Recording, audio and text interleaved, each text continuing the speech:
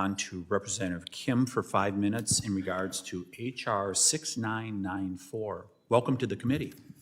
Thank you, Chairman Tiffany and Ranking Member Nagus for holding this hearing. And I want to thank Chairman Westerman and your staff for your leadership on the issues before us today. I represent California's 40th district that covers parts of Orange, San Bernardino, and Riverside counties in Southern California. And my district includes unincorporated areas spanning several canyon communities and Cleveland National Forest Trabuco District. And I'm proud to see that H.R. 6994, the Restoring Our Unopened Trails for Enjoyment and Safety Act, in short, the Routes Act, being considered in today's hearing. The Routes Act requires federal land management agencies to reopen trails, roads, campgrounds, and recreation sites that are damaged and closed by natural disasters like wildfires within 2 years of the disaster.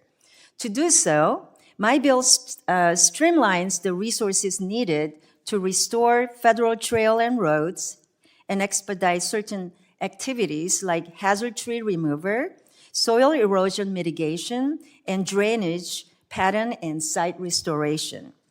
It also codifies existing emergency hazard tree remover authorities that can be used prior to a full NEPA review. Region 5 of the U.S. Forest Service had previously used these authorities across multiple national forests, allowing recreation sites to reopen years sooner. In my district, the 2018 Holy Fire burned through more than 23,000 acres of the Cleveland National Forest, severely damaging trails, campsites, and recreational areas. More than 5 years later, several of the most popular trails remain closed.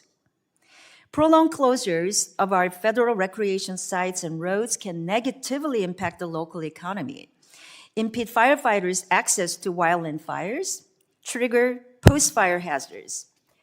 Less trail-based recreational means fewer visitors to small businesses in the area, and damaged roads may limit fire truck access to put out a fire or bulldozer access to clear debris and heavy rocks blocking a path. Routine trail maintenance is also essential for post-fire and non-fire related risk mitigation efforts. Burn areas are subject to soil erosion, flooding, and destructive debris flows that endanger nearby homes and civilian lives.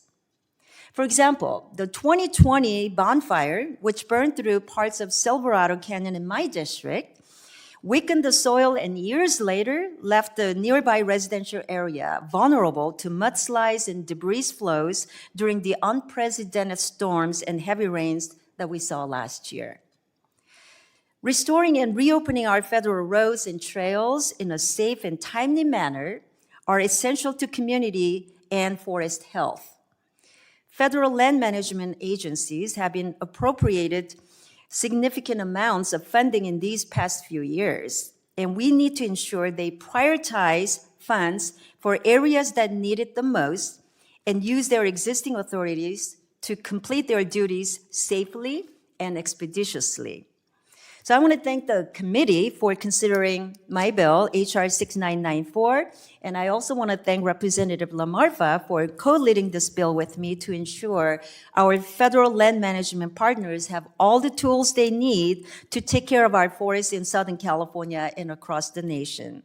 I also ask for unanimous consent to insert into the record a support letter from the Motorcycle Industry Council, Specialty Vehicle Institute of America, and Recreational Off-Highway Vehicle Association.